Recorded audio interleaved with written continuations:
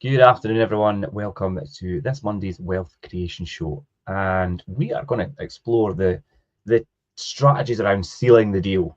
Sealing the deal is that, that crucial part of any business or investment deal that, if you're negotiating that partnership or closing that investment or, finalising a contract, mastering that close is what turns that opportunity into the actual outcome. If you're involved in business, then you'll know how important it is and how to do that correctly. And that could come down to how you approach the person in front of you and how you mirror that person, the words you use, the terminology you use, and how you can really seal that deal depending on who's in front of you. Would you agree with that? Yeah. It's an interesting concept about sealing the deal and why we're speaking about this.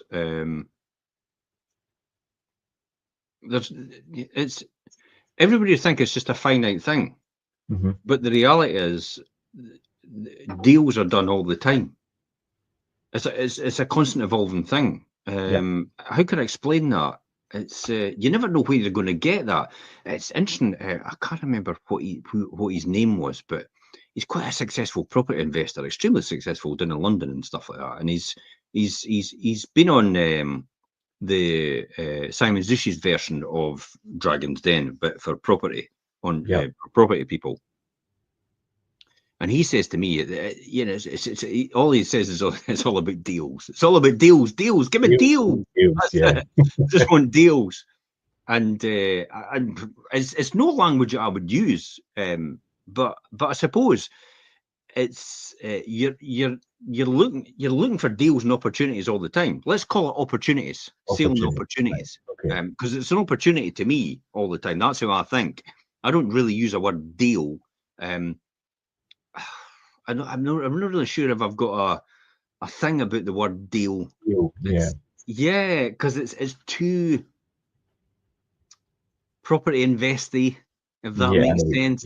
It's like the gurus teach it all the time. Let's do deals, and about diversification. It's like, oh God, if I hear diversification one more time, I'll scream. Because these are they're cliches. And I don't think actually people really understand what we're talking about. And you're right, it is about negotiating a partnership or closing an investment. It's the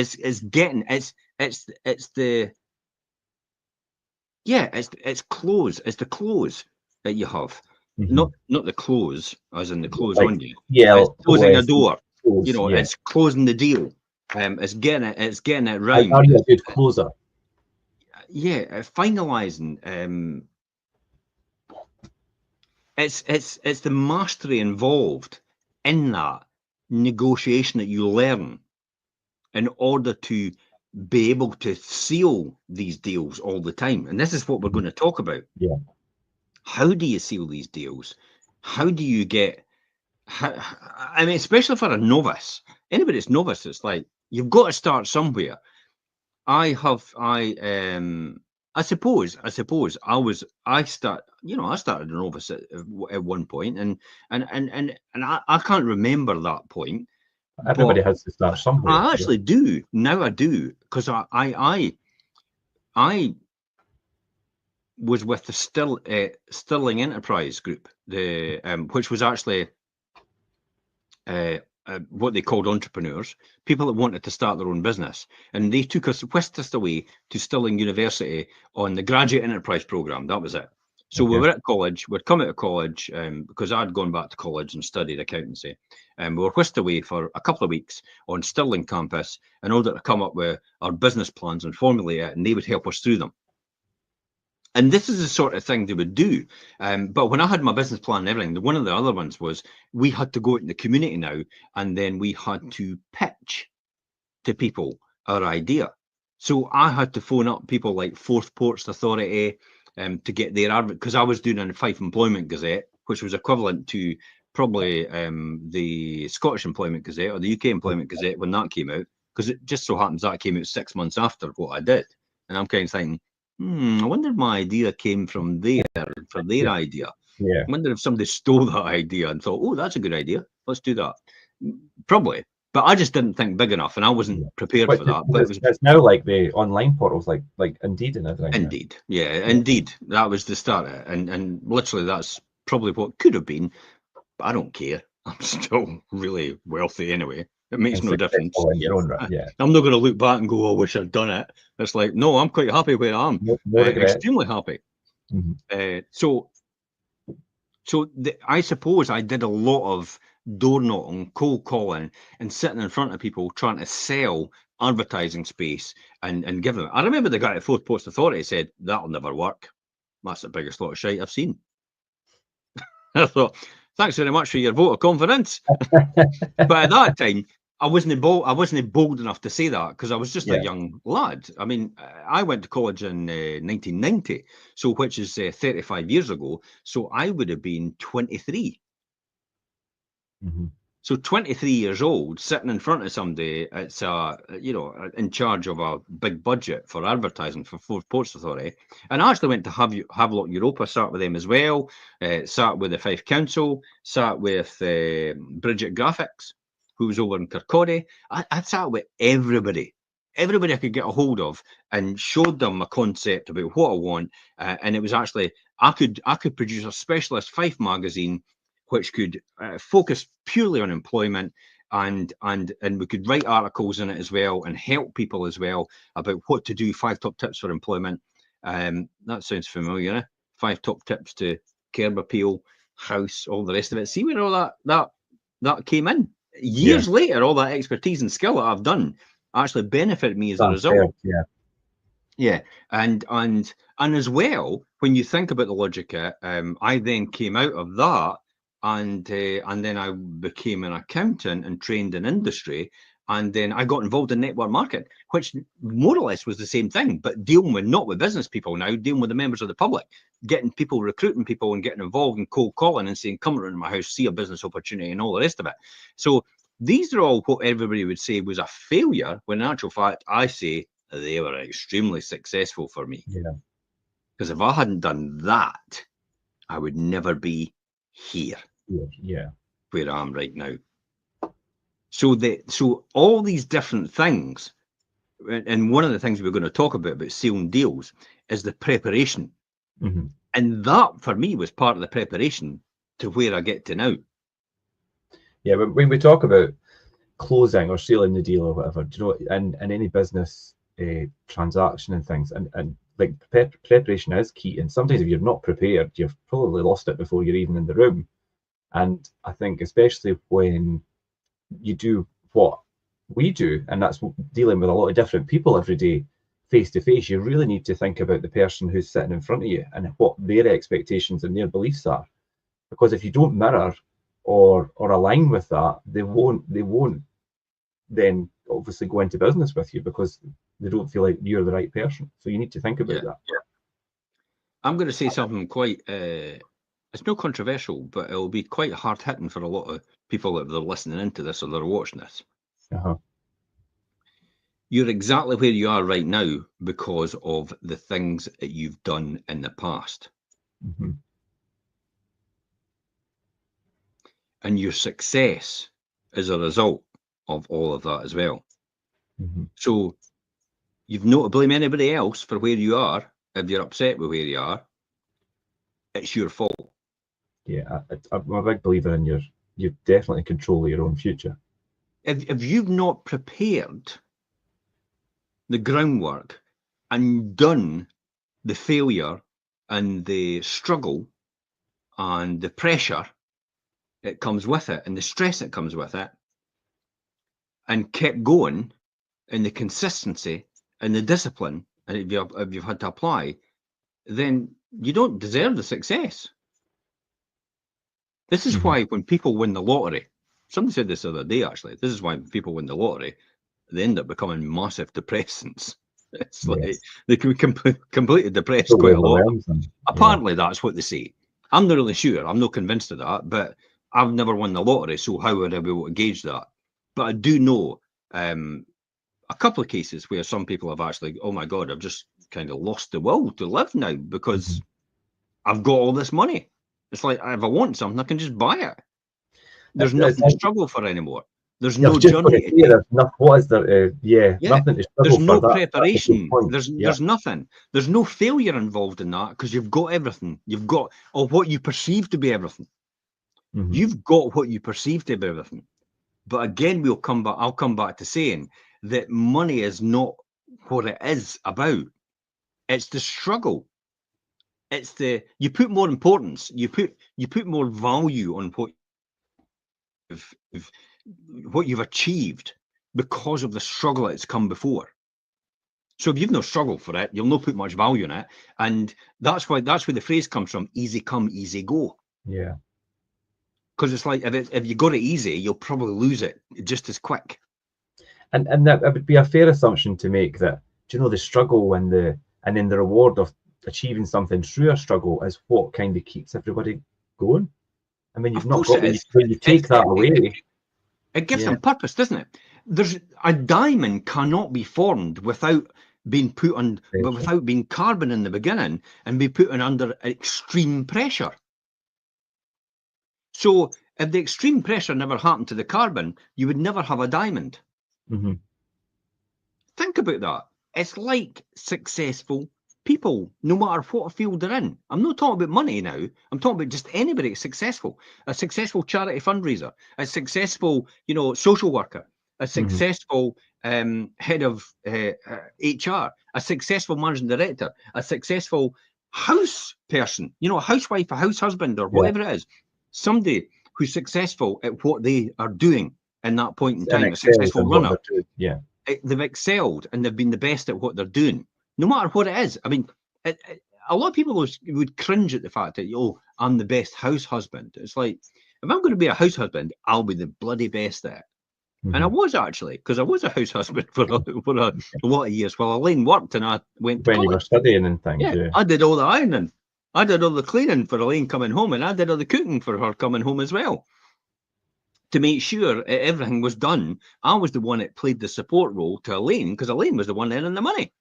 But I was bloody good at it. And if I was to do it again, I'd be even better at it. See that? Yeah. It's like, that's that. I'm going to be fucking good at this. I mean, it's not just good, I'm going to be great. I'm going to be outstanding. Get the top award for the best house husband. But then that's a good approach to have. It's like, no matter what I'm going to do, I'm going to be the best at it and excel at it. Aye, and I said to you, can if this all goes tits up one day, we could always go back to cleaning and we'd be the best bloody cleaners ever. Yeah, because that was my very first profession, a cleaner. Yeah, and then but then that just shows, that if the worst happens, we've always got something to fall back on. Yeah, I think so. And it's the preparation. So the preparation that goes beforehand, and everything you've done beforehand leads you to where you are right now. Yeah. And you're right. The deals are often won or lost before you walk in the room. That's quite important. You can actually just walk in the room and people will know straight away. Kevin O'Leary is a classic. When I was listening to him, he says, I know on Shark Tank straight away whether somebody's a loser when they walk in. Yep, he says he knows. He says, because what you don't see and I see is when they stand there and they walk in, what happens is they go, stop talking now. And they roll the camera in. They do the close up and they go, hold, hold, hold, hold, hold, as the camera comes closer to the person. Aye. And he says, at that moment, I know whether they're a loser or not, or a winner. And I don't know what it is, he said. He never really gave any indication about why he knows that. He says, because I think it's something to do with the fact that they end up buckling just with the fact that they're not saying anything. Yeah, the silence. It's a classic example, but somebody that knows how the art of the deal, because they'll stay completely silent. And listen. And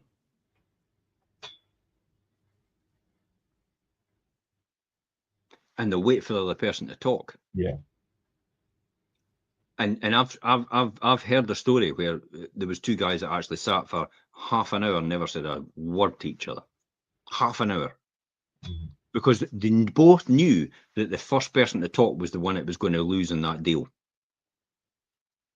And they sat there and sat there and sat there. And at the end of it, the boy never said anything. The boy was actually the managing director. He went, "You've got the job, or you've got the contract, or whatever it was," because he knew damn thing. It's like, this guy knows exactly what he's doing. It's like, I've read his CV. It's like he comes in straight away. I'm trying to catch him out, and he knows exactly what he's doing. And the very fact that he's prepared to sit there for half an hour and not say a word when I'm not saying a word tells me everything about this person. Completely disciplined. Because that could create quite a really high pressure situation to sit in silence like that. Yeah, but why would it if you understand why you're doing it? But if you didn't understand yet. You know the amount of deals that I've closed just between completely silent, never saying a word. You know the amount of solicitors I've caught out on a deal when they're trying to be negotiating with me for their client as a buyer, and me as representing the seller. You know how many solicitors are bulldozed? Because in the they silence, have no idea what's coming. In the silence, they end up giving up everything. Yeah. Yeah. No idea what's coming. Catch them out, no bother. And it's not just the silence. It's the key questions you can ask and the delay or the non-delay that you know exactly what they're thinking at that point in time. Mm-hmm. That skill comes with loads and loads of failure in the past. Mm-hmm. Because you learn from it and then you understand human behavior. And then the penny, it's like, for example, I'm practicing chess. Okay. Yeah. So I've got to learn loads and loads of different types of moves and maneuvers and fail quite a lot and getting checkmate and have other, basically the bots are playing me. I'm playing a computer because the computer's going to always be better than me. Yeah. So if I keep playing the computer and they're always better than me, I'm going to learn a lot faster with the failure I'm given. Yeah.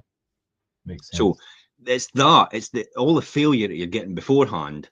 It's speeding up the whole process for you to be able to be really successful later on when you're doing it. And you just got to make sure the failure isn't going to wipe you out. That's all. And a lot of people don't see the failure as the thing that they should be most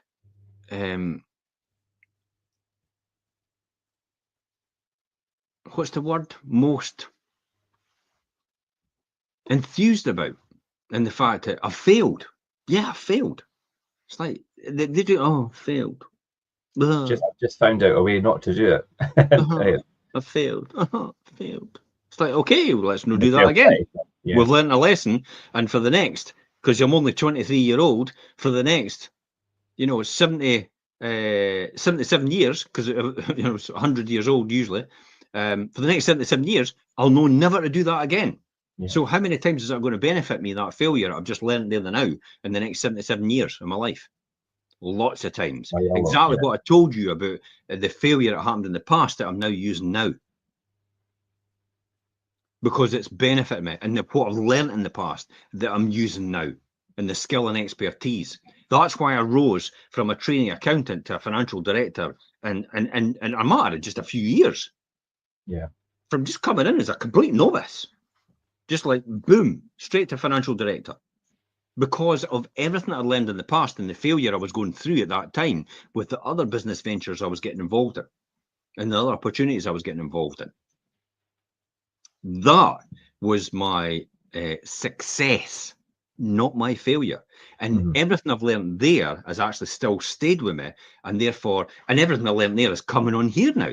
So that'll go to the next generation of my children, because that's why we're recording this. Yeah, a bank of knowledge, basically. So it's all that knowledge and expertise. So when you come into somebody, when you meet somebody like this and you go mega successful, and then they go, yes, failure is exactly what you want to be.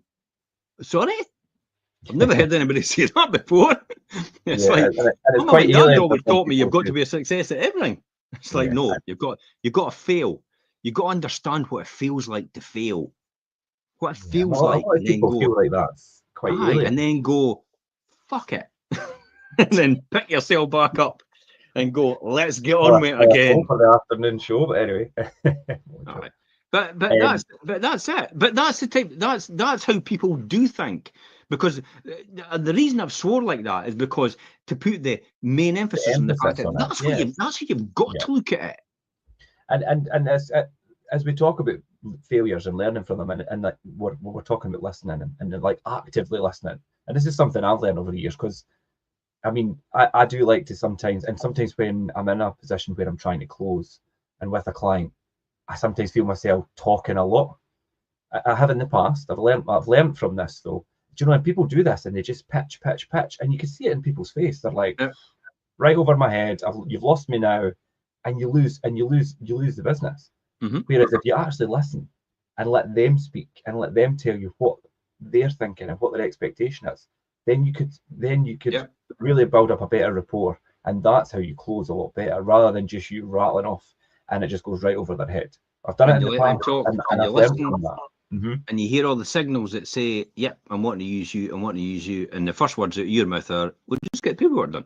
Yeah, and that's how you close it. Yeah, that's it. I've not said anything. I just said, "We'll just get paperwork done." Okay. Yeah, I've learned the lesson of talking too much in that situation in the past. I have. We're ready to go then. Mm-hmm. That's it. Just like we're ready to go. We'll just get paperwork done.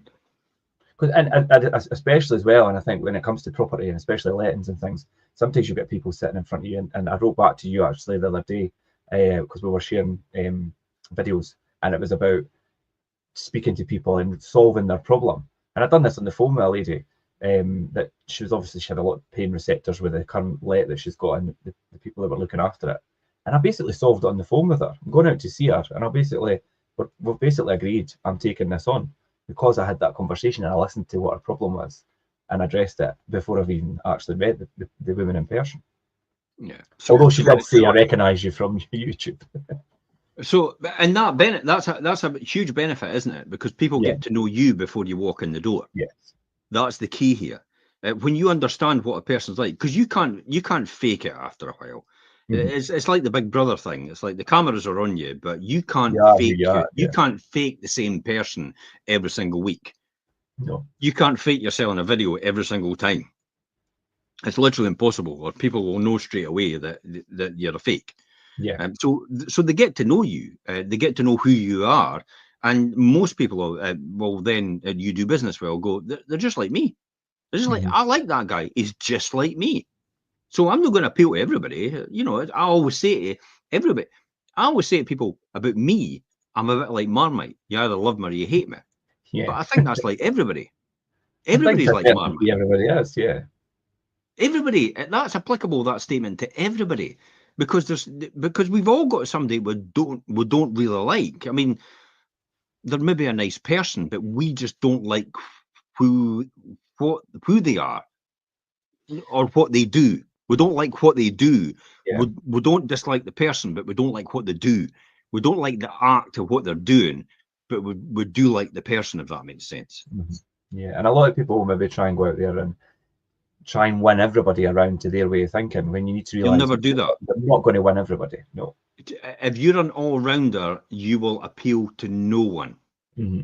You have to pin your colours to the mast. Who are you? What do you stand for? And get your tribe on board with you. Mm-hmm. And this applies to everybody. It's not just, you've seen you've got tribe and followers and all the rest of it. No, it's nothing to do with that. It's not the obnoxiousness people of things that like align that. With you. You know, everybody's got people on their side. Everybody's got their Robin to their Batman. Yeah. You know, that sort of thing. Or everybody's got their Fantastic Four or whatever it is. Everybody's got whatever you call it. Everybody's got their tribe. Everybody's got the people that they know their go-to group. The people that they know will be there and they'll have their back. That's the sort of thing we're talking about. Yeah. And that's same in a business. It's like that's why you attract the right people to your business and you employ the right people within your business, because you know these are the people that will have your back and you'll have their back. Mm-hmm. And it's when that doesn't align and their values don't align with your values, that's when it's like, yeah, it's time to be part of company. Yeah. Yeah, that time has run its course. It's like the rocket and the boosters thing that we spoke about in the past. Certain people are like that in life. Yeah. Some Yeah, we'll talk about that again. Some people are with you in life, no matter what it is, like a rocket. So they're the boosters that get you to the first stage, and then they fall off and fall down to earth. So in other words, they leave, or if you're in a relationship, they leave and you move on, or if you're in your job, they leave and you move on, or you leave and they move, you move on, or something like that. And it's kind of like that rocket taking off and the boosters falling off, and then the next stage coming in and getting you to the next level, and that's the next person coming along possibly to help you get to the next level. Notice how I'm always talking about another person helping you, or people helping you to get to that level. You don't do it yourself. Just let's say that's where a lot of people make a mistake and try and do it all on their own, and it all Anybody, it's obnoxious enough to think that they do all themselves and talk about I is completely delusional. Because in order to get anywhere, you have to have people on your side that think like you and want to see you win. Yeah. And you want to see them win as well and come with you. That's key and fundamental. Yeah, definitely. If you don't have that and you don't think like that, well, Joe Strummer said it at the Clash, and I've got a T-shirt that says it. Without people, you're nothing. You're just your own. You're just your own island. Yeah. It's like that. You're on your own, pal. It's like, hey, no man is an island. No woman is no person is an island. You need other people to help you. I'll give a classic example. If you've got doctors, well, doctors got to look at you. So you need that person to help you. Yeah. And then you've got a nurse that comes along and treats you. And then you've got all the people. You've got the ambulance that took you there in the first place because you maybe had a heart attack.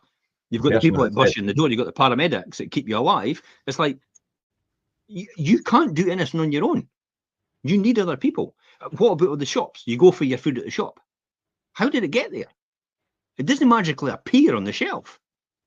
Other people have to put that there. Other people have to grow it. Other people have to pick it. Other people have to put it on the shelf. Other people have to wash it and prepare it and pack it for you so you can buy it. And then the till has to, people have to be at the tills. Or there has to be somebody overseeing you. What are you doing? You cheating. You cheating. You're right. Any business you still feel going, has a process. I'll keep that one. Oh, damn it. Says it's overweight as opposed to what I've scanned. I hate to take these back and scan them again. You can see I've tried that. No, I'm not. I've accidentally done it by mistake, and it's gone, wait a minute, you've got more in your basket than you've actually scanned. Oh, have I? All right, okay. This one? Beep. Yeah, that's the one. But you can see how without people you're nothing. You'll never achieve anything. So if you and this classic example again, I come back to, and I say it every single time. If you look on the people on Facebook who are Harley friends, are typically the people that are quite negative about everything, and that's usually the trolls. That's usually people that come out there on their own and pile on you every single time. And look at Lewis Capaldi, the comeback kid, right? Comeback kid, and there's people having a go at him already. It's like, oh, because he had a Celtic top on when he's dancing about, doing a wee jokey dance. Who cares? They're having a go at him already because of that. It's like, get a grip. The guy's come back from the brink of disaster. And you're putting him down already. I mean, unfortunately, that's what society is like, especially. Here's my words today. Here's just for these people, the trolls, the people that say negative things on other people's posts. Go and piss off and say it on your own page. Yeah. Don't say it on anybody else's, because it's not your stage. It's their stage. So don't get up on their stage and spout your shite on it. And the reality is, on your own page and say it. They don't have enough on their own platform or stage to be listened to, so they want attention. I want attention. Yeah. It's like, I'm going to say nasty things to you on your page because you've got a lot of people on it, so I can get seen. Yeah. It's like, bugger off and go and say it on your own page with your 2 followers. Yeah, you see that all too often. Got a bit heated about that, but it's a true thing, and especially I've got a wee protectionist towards Lewis. Well, I think when somebody's been through quite a lot and they're through the other side or coming through the other side, and people are still trying to bring them down or cut them listen, down. The reason that I'm very protectionist towards it because I sat there in tears the last time when he had to walk off stage at Glastonbury. Yeah, which is a shame. Yeah, and I'm still actually feel quite emotional about it now thinking about it. But then when he came on stage there the now on Sunday on that Friday, it's like it was the same all over again, and it's like, wow, the comeback kid.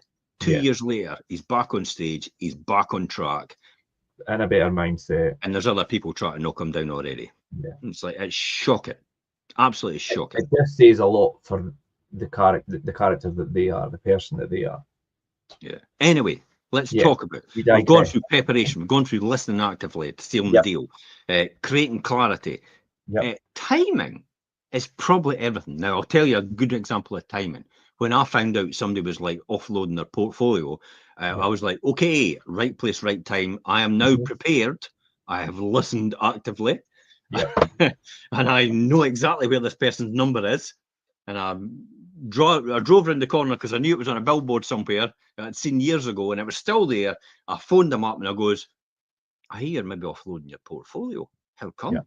I mean, surely you're bound to be mega, like, you've had it for a lot of years. Listening actively, this, that, and this. Oh, you wouldn't believe it. Woe is me. It's all in my name. Section 24. I can't. Everything was borrowed at 90% loan to value. I've done nothing to stock for the last 20 years. I can't get a different deal. I'm on variable rate for every single mortgage. It's killing me. I'm paying 40% on my income, and I'm just doing a basic job. Feel stressed. Aye, honestly, it's basically taking under. And my first words were, "No, I'll buy the portfolio. Let me have a look at your portfolio, and I'll see if I can get it structured to get you out of this hole." At that point in time, resolve the pain. Basically, my objective at that point in time was not to buy his portfolio, was to see if I can restructure him so I can make sure and find out a different way where he could keep his portfolio. I'm not a vulture like the rest of them. No. And if you're listening, you know who you are, the vultures. So I went round, sat down, Mum, gave him a list of everything, gave him all his details, gave him all the mortgages, gave him all the loan to values, gave him all the rental values, gave him all the valuations that he's got. I got valuations as well, made sure I got everything right, and I looked at the deal. I went back to him, sat down with him, and says, "Look, this is where you are right now. This is where you want to be. You genuinely, I can't see." Because of the fact that you've run the stock down so much over the years, how you can get out of this, unless you remortgage your house and put that money in to rejuvenate the stock, then you can actually get that, or you can put that down as a equity in your house's equity. But he wasn't prepared to do that, so that was the solution. He could take his own house because it had a lot of equity in it and put that down as collateral, and he wasn't prepared to do that. So therefore, I says, look, I could do a deal. And I says, I am still at the point of, and I could have just taken total advantage, and I didn't. That's the key here. It's not taking total advantage of somebody at that point in time, because the numbers still worked for me at the level that he was talking about. So I said, I can give you that. I can give you what you need to get the, to keep the shirt on your back, and I can give you a bit more as well to make sure you've got a wee bit left, and you've actually got money to pay your fees, and you've got money to pay any tax that you're due or anything like that. So I can make sure you can cover all these things so you're okay for the deal. And he said, yeah. And you did basically created a lot of clarity and was quite transparent in that situation with him. It cost me an arm and a leg though to do that, and it also cost me an arm and a leg and trying to get it through Shawbrook. Oh, jeez. Yeah, I remember that. The tenants weren't great. So trying to get people in the door to do the valuation was really difficult. And because it was over a 3-month period and the 3-month period had passed, because of that, therefore, they had to go, well, we'll have to start again with other ones. And it's like, my God, I've got to pay all these fees again. It's like, yeah. But I stuck with it. It took a year to get over the line. Yeah, it did take a wee while. Was it worth it? Absolutely. Yep. 400 grand. Locked in on the deal. 400 grand for a year's work. Not even a year's work, just over a year. Just yeah. So seal that in 400 grand, just like that. That's why you always think bigger. So when people think, I used to think about the 01 and kept that going for the whole year and try to get over the line. And it's like, okay, 4,000 quid. But the same effort, 400 grand. 400,000, yeah. Yeah. So that's why it's so important to listen actively, prepare in advance, and create that clarity as you can have, and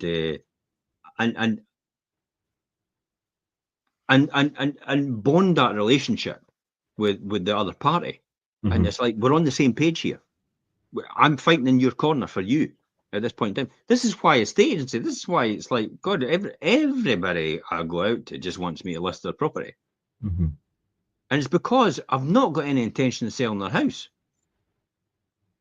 My intention is to solve their problem. Yeah, problem solving, definitely. Because the only reason they're moving the house is because of something that's come up, circumstances. Yeah, there's always something that instigates that, whether it's relocation, split up of a relationship, or these are the factors that drive a house move. Yeah. So you could be a great salesman, and that's fine, and you could do that, but you could deal with people's feelings, mm-hmm. and you'd be outstanding, exceptional. That's the point. That's an exceptional salesman, somebody that deals with somebody's feelings. Yeah. Not a great salesman. A great salesman just, okay, we're good at the techniques involved, and they'll be able to do that deal. But an exceptional salesman or salesperson is somebody that actually deals with somebody's feelings. Yeah, and that's a skill that comes with, it takes a lot of learning and a lot of experience to develop that. Again, we go back to all the failures. Yeah. How did I learn that? Because everybody goes, oh, you must have been a natural. No, I'm a complete introvert. The last thing I want to do is sit and try and sell someone. Mm-hmm. I do not sell to people. I give them a solution. If they want to buy it, pay me for the solution, and I'll help you do it. Which is stark contrast to somebody that's doing like hard sales pitches and things. Yeah, hard sales is like trying to get somebody to buy a car. Mm-hmm. You're just like, oh, well, it's a car. It's like, do you want to buy it? Do you not want to buy it? It's that method you walk through. So it's that clarity you do as well. And then you've got it in here, you start to remove things like the friction. Yeah, the frictions and things that, and if you remove that friction and that feeling, it makes things a lot easier, and it brings both parties, yourself and whoever you're dealing with, into a much more comfortable position. Yeah, I remember a story, and I'll tell you this because it's quite funny. It's quite funny for me anyway. I remember a story when I was up at Kanachi. It was like several house moves back years ago, and I remember. You remember Kirby, the Hoovers? Well, you got Kirby Hoovers, right? Kirby Hoovers, they went around door-to-door sales. Now, there's a huge margin on them. There was salespeople that did it all the time. They just knocked on your door. Kirby will come in and see you. And I thought, yeah, okay. And that was at the time when I was looking for prospects, people to work with, and all the rest of it. So I thought, I'm going to invite this boy around because he might be a good prospect. He might be really good at what he does. And I might think, oh, another opportunity. I could work with Jim, and we could have this opportunity as well as do that. So I invited him in the house, and I was kind of sussing him out, and he became completely like a wido. Somebody just like, a total Del boy. And he started showing off and said, oh, I could get you to say yes on anything, and all that. I could get you to say yes and all the rest of it. And he started to give me these questions where I had to say yes. And he goes, see, I got you to say yes. Things like, you love your wife, don't you? Well, I'm not going to say no. So, obvious questions to do that. So he'd obviously been reading the manual that he got from the Kirby people when he got trained, maybe just fresh out of the Kirby school. And it came to the point where I just says, I could get you as well, and it's like, get out of that effing door. And honestly, I kicked him out the house, literally. Yeah. I just says, get out of that door, because I just got sick of him, because he was being a complete wido. And was he removing the friction? Absolutely not. No. He was more interested in being he was more interested and this is the worst thing he could ever do, he was the more interested in being smarter than the person he was sitting in front of. Yeah. And he wasn't shy about it. He wanted to show that he was top dog, and I wasn't. And for some people, it's like, oh, that's a no-no. If you're trying to be a salesperson as trying to outdo or kind of be the higher entity in the room of the person that you're trying to sell something to, that's not the way to do it. That is business suicide. Doing something like that. Yeah, definitely. Completely. You will never sell into anybody. You have to, by removing the friction and getting people to say yes, it's probably making it simple for people. Yes. It's explaining it. I mean, I go too overboard sometimes. I get a bit geeky when I do things, and I go into complete detail. For some people, it's like, yeah, I love that sort of thing. For other people, it's like, oh, flipping out, bore fest. Because often I get to the end of it and say, look, even the dog's sleeping. Yeah, but that's like, do you know what? Obviously, with lettings, I mean, there's a lot involved in lettings now, and some people, when I go to them and Alex, you know, obviously trying to simplify it and be clear, some people are in, they're like, just you do it, and other people want to know how it's done. I want to know everything. Yes, and even people say, I'm ready to sign up. I insist almost. I used to insist. It was like, no, I need to tell you everything. Because I was ready and primed. It's like, oh, I have to tell you everything. I love the knowledge and expertise, but I love the detail, and that's what I had to learn to overcome. So I had to pull back and realize it's like, Jim, you're overcomplicating this. You're almost getting somebody at a yes at the beginning, ready to go, and actually convincing them they should say no. Yeah, putting them off by going too into the detail about it and making it sound difficult. So the job is really to reduce the complexity, and not actually add to it, like what I was doing most of the time. And so there's the failure. There's how I learned from failure. I mean, that's what I did in the very beginning when I first started as an agency. I just become completely obsessed and complicated all the time. And I thought, whoa, that's going to show people how knowledgeable I am. But it doesn't. It doesn't. It just baffles people. I mean, some folk, I was getting a headache, and some people were like, "Oh my God, I've got a headache." I remember I did that. I said to someone, "Oh, and I'm getting a wee bit of headache now," and the other person's going, "I have had a headache for the last half an hour." And really, in reality, a lot of the time, if people are getting an estate or a letting agent out, it's because they want them to do it all for them. That's just like, look, I'm invested in you, just you run with it and do what you need to do. I don't want to know all the ins and outs. So see how that's changed over the years. I mean, classic example of a recent conversation is the person went, "We want Jim to sell the property for us." They're in Edinburgh, and it's like, "We want Jim to sell the property for us." And then they were going to book me in to go out, and I went, "Okay, what did they just say? They want me to sell their property. Just send the paperwork out and get them to sign it." Right? Can we do that? I went, "Absolutely." And so they sent the paperwork, signed it, job done, on the market, we're done. I didn't need to go out and see them. So see how, because in the early days, it was like, oh no, we've got to go out and see them, tell them everything about what we do. It's like, they're ready to go. Yeah. It's like, why would it? If they're ready to go and they're saying, yes, we are ready to go, we are selling our house with you. It's like, I don't need to come and tell you everything. Let's just get it done. Let's get it done. Let's get the paperwork done. And that's what I do now. Let's get the paperwork done. There's no point in me. You know me. I mean, everybody knows me from here. Anybody that's on social media has seen me at some point in time. This is where you get in the, some people go, vaguely know you from somewhere. 5 Properties videos. Ah, that's it. You're the boy who walks around and does all the videos, eh? I went, yeah. Do you like the videos? Yeah, absolutely. Love the videos. We watch them all the time. Even though we're not buying a house, we still watch them. And that then lets them get a feel for who I am. Yes. What type of person I am. And it's like you say as well, you can't, we do this obviously every week, and you can't fake the person that you are on this. So if people watch this, not even religiously every week, but tune in now and again, they get to know who you are and the person. And this is us just having a conversation. This is what we do. And people then resonate with that. So they already feel like you've been in front of them. We've gone through preparation. We've gone through listening actively, something which I have to work on quite a lot because I do a lot of talking. Create clarity, remove friction, the emotional side. Here we go. This is the part that you need to connect to. Mm-hmm. So you've said here that people will say yes if they feel trusted and confident in your ability. But how do they know you when you're sitting in front of them for the first time? Yeah, but that's when it comes to the, you have to demonstrate your confidence and build their trust in you without overdoing it, obviously, as we've just spoke about.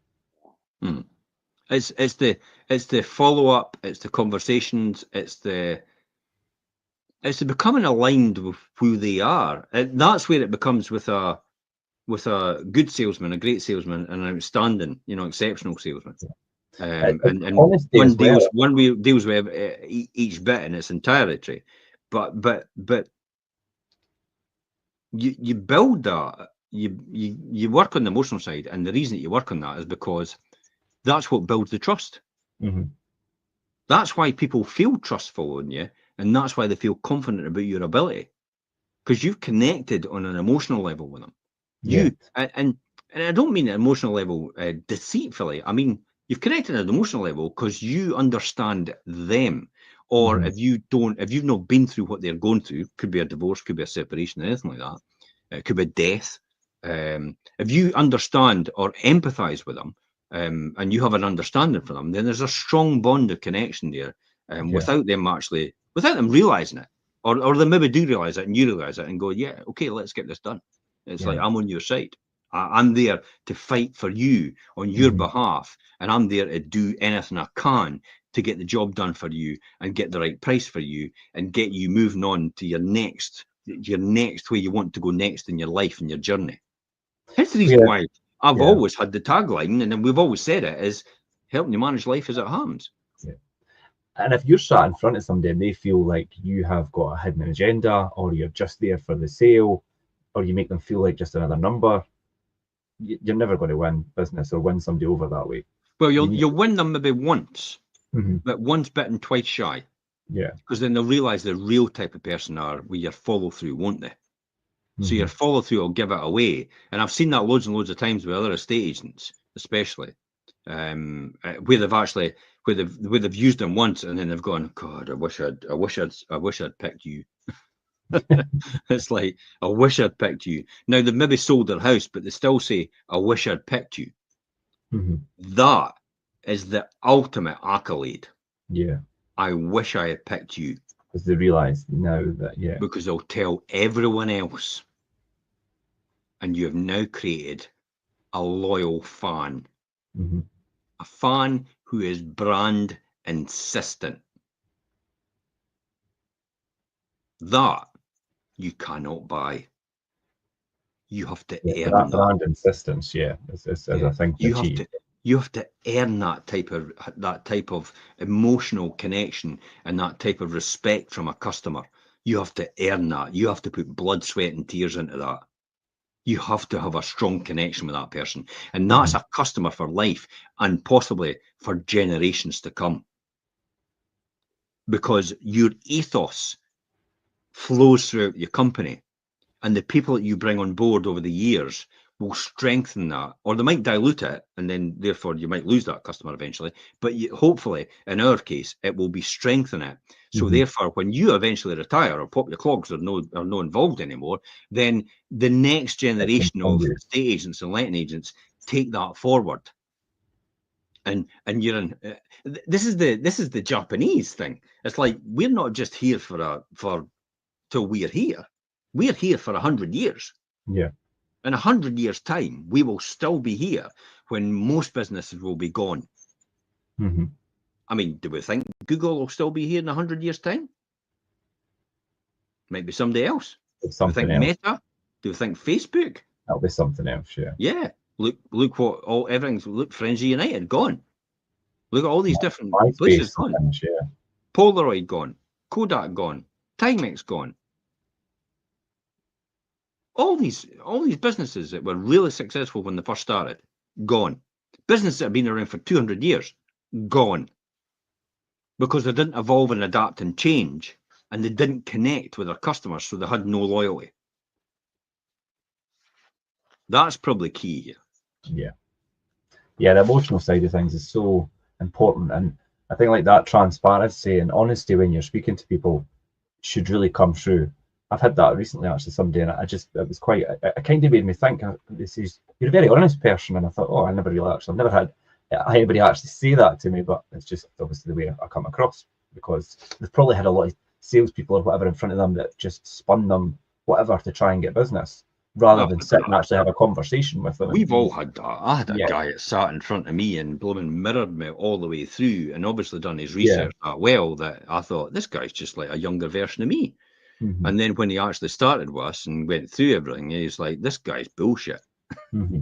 Yeah. This guy is not a younger version of me. He's been pulling the wool by actually getting that. So he managed to get his foot in the door, but he gave himself away by the fact that is not the guy. Mm-hmm. He is not. You need to be your own self as well.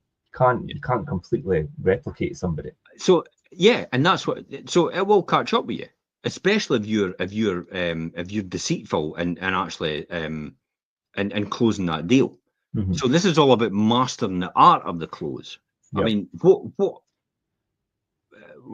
I mean, you've said it here. What about when it comes to actually asking for the close? Yeah, well, it's a lot of the things that we've covered, like that. Do you know that being that respectful way to the person or the people in front of you, having that, demonstrating that confidence in what you're telling them and what your abilities are to do, and like you're saying, Jim, it's saying things like, "Shall we move forward then?" Do you know if the groundwork's already laid, sometimes before you're even in the door, and they're already invested in you, why go around the houses? Just let's go. Let's move forward. I've done that. I've literally walked in a door 30 seconds later and got the deal signed. Because I've walked in the door, they know who I am by everything that I've done before. See what I mean? Everything that I've done before. Everything they've seen I've done before, they know who I am straight away. And I just went, we'll just get the paperwork done then. Yeah, absolutely. Right, great. What's the 30 seconds? Mm-hmm. There was probably no point in me going round, to be honest. But then there was a point, because I have lost a deal because of that. Because I went to somebody, I think 2 times or 3 times to help them and give them advice and the rest of it. And then I thought, well, there's no need for me to go again, is there? And then the next minute, we went, oh, I've signed up with someone else. I went, well, why? Oh, well, you never came. You didn't feel it was important to come round, and they did. I've been there 3 times already. What they were expecting you to advice, spending all my time. It's like, how many times do you need me around? And so I kind of learned a lesson by that, but I don't see that as all the time. But I just know, I'm just aware of it. That's all. I don't like, oh my God, I'll be around all the time. It's like, no, that's not the case, because most people understand me. I think in this case, they maybe just used that as an excuse because they just wanted to go with the other person. Fine, bye. Probably lost a fortune, actually, because we made a fortune for them on other properties. We're talking about, it was the same, actually, people, they went with that person, and yet the last one, it was the same person that had one up the road when we had our one, and we sold it for 20,000 more than their one. It was exactly almost the same. And yet they went, oh, we'll go with this one this time. It's like, what? We just sold ours for 20 grand more the last time. But you don't get, hello, McFly. But you kind of tell people sometimes, they just get emotional about things. Mm-hmm. See that? How they get emotional? That's why you have to connect with them on an emotional level. So respectful, be direct. We'll just get the paperwork done then. Mm-hmm. Yeah. Just get the paperwork done. It's a nice soft close. We'll just get the paperwork done. Is there anything stopping us from finalising things today and getting things done? Yeah, these are key phrases that will help you in the close, definitely. And it's just exactly how I say it. So it's not aggressive. It's not like, oh, I'm trying to manipulate you into a corner. But the key here is what we talked about before. Zip. Throw away the key. At that point, shut up. Some people might see these things and then keep talking and don't even give them a chance to actually answer or say, right, okay, then let's go. You have to see that bit of silence there. Yeah. Most people that are tuning into this or listening to this at that point in time will be thinking about something else. Mm-hmm. You have to give people a thinking time. Yeah. It's like, well, flipping heck, I can't even. I can't even think about what you just said before because you're talking about something else new now. And I'm now on that subject, and that's how you get the stress and the headache and all the rest of it. So it's important to actually be completely silent. I have known some salespeople in the past go, "Can I just use your toilet?" And give them time to think. That's quite Yes, good. because they know by the signals that one's looking at the other, and they don't really want to say anything in front of the other, in front of the actual salesperson. So you go, "Can I just use your toilet?" And then they just go to the toilet, hang about in the toilet for a wee while, or can I pop outside? I've just got a call to make, and I'll give you 2 minutes to have a wee chat. That's something I used to do, doing viewings, sale viewings particularly. And you would take them round and show them about, and I'll be like, I'll just leave you now to have a wee wander, and I'll meet you in the garden, or I'll meet you back in the kitchen, or wherever. And it gives them a chance to have a wee wander and talk between themselves, especially if it's a couple and things that are buying. The viewings is a classic example as well, isn't it? Art of the close. You've got them round on the sales viewing.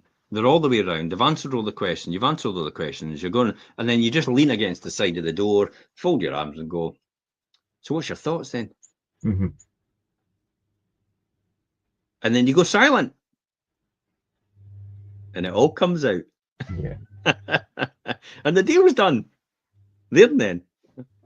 It's amazing how you can do that. And that's where the misconception, the misconception of people think you need to keep asking, and really, the silence after just a simple question could be the thing. That is why, in my opinion, that most of the time the customer, the seller, shouldn't be doing the viewings. Mm-hmm. Because the seller can't go, well, what do you think? Because it comes across like that, doesn't it? Whereas if you got somebody like me, it's like just go, and they know me quite, because they've got that relationship, haven't they? And they know you from social media and everything like that. It's like, so what's your thoughts then?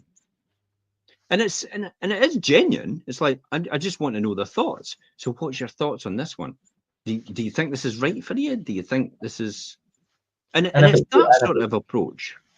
And if it's the owner, they won't feel comfortable opening up about, oh well, I didn't quite like this. No, they don't want to tell the owner because obviously they're negotiating direct. So you're a good buffer. That's what I would say. You need to be a good buffer, but you need to also be the catalyst in between that makes it happen. Mm-hmm. I mean, some people watch it happen. Some people make it happen, and some people wonder what the heck happened. Yeah. And I'm a make it happen person. While everybody else is watching. That's it. Just make it happen. Yeah. And that is about it's about not putting people under pressure. Mm-hmm. It's about being casual, connected, empathetic, even sympathetic, because you might know the circumstances, and having their best interests at heart with the seller and the buyer, and creating what ultimately is a win-win situation. Mm-hmm. See, every single time, you never want to do a deal and have the other person walking away thinking they lost. Oh, definitely not. Because that will come back to haunt you in the future. Because that person that thinks they lost will talk about you to everybody. A bad story goes about 10 times more than a good story does. Yes. So that person will talk about you to everybody if they don't feel that they've got a good deal out of this. So the art of the deal or the close is to make sure you leave both parties in a win-win situation where one feels they've got the value for money in terms of the house that they've bought or the house that they've rented or anything like that, or the deal that they've done or the business that they've sold. And the other one feeling that the business they bought, the house they bought, and the house they've sold or whatever. So the two relationships between buyer and seller they've both won. Yeah. Because they're not speaking to each other.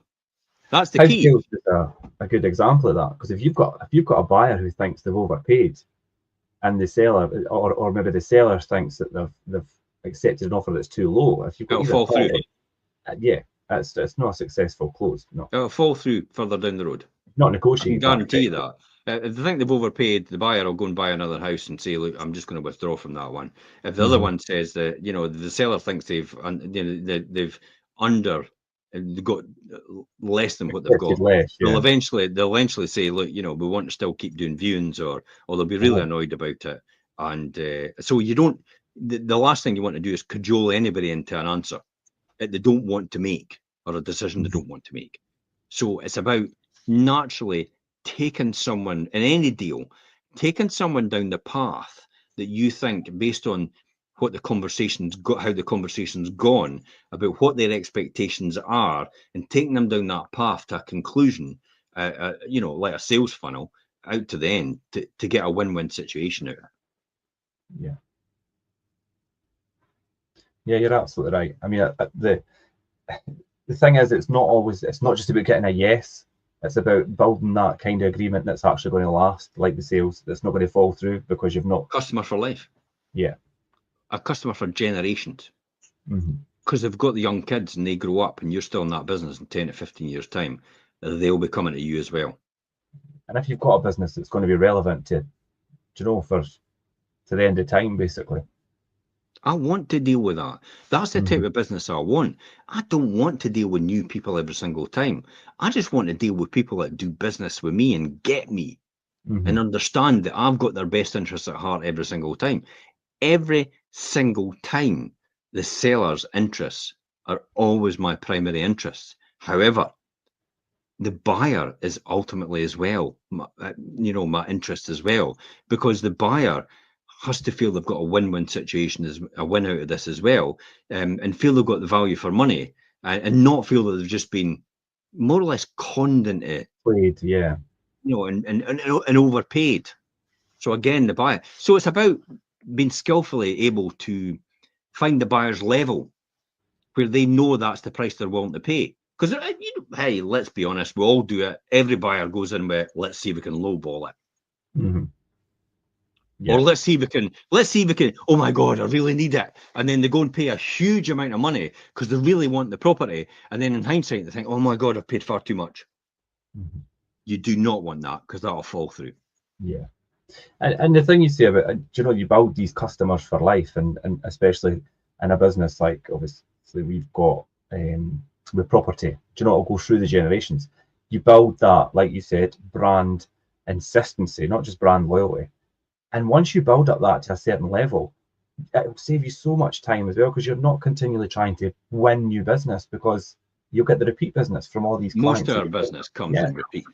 Yeah. Most of my business comes repeat. I mean, people just phone me up now and say, I just want to get my house in the market. Yeah. It's never a case that, well, would you come round and have a chat with me about putting my house in the market, and I've got 5 other estate agents coming round. It's nothing like that at all. They know me, they know what I do, and they trust me, and I've done it for them in the past, so they know somebody I've done it for, and they trust me as well, and they think I'm the bee's knees, if you say that expression. I'm not really sure where that comes from, the bee's knees. Need to look that up. The bee's knees. The bee's knees have got all the pollen on it, which makes honey. Is it? Yeah. Is it genuinely that? There you go then. Bees knees. Yeah, bees go out of the flowers, collect all the honey on the pollen on their legs, and that's what makes honey. Brilliant. You're learning something every day. I've learned something here. Even though we've dribbled a lot of rubbish, we've learned something about that. But that's it. Yeah, that's ultimately it, to create a win-win situation for both parties, so everybody feels they've benefited out of that, and they feel they've not been conned into it.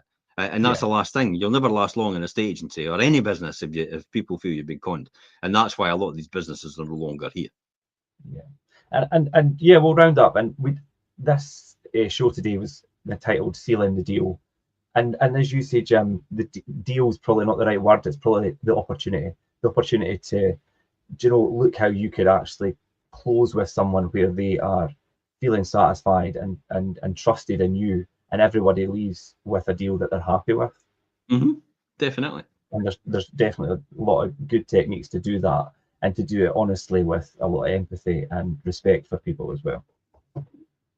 Brilliant. Good. Right, we'll wrap up today, and Jim and I will be back as usual Monday 12:30 for the Wealth Creation Show. Thanks for all your insights as usual, Jim, and thanks to everybody for watching. Bye for now. Yeah, bye.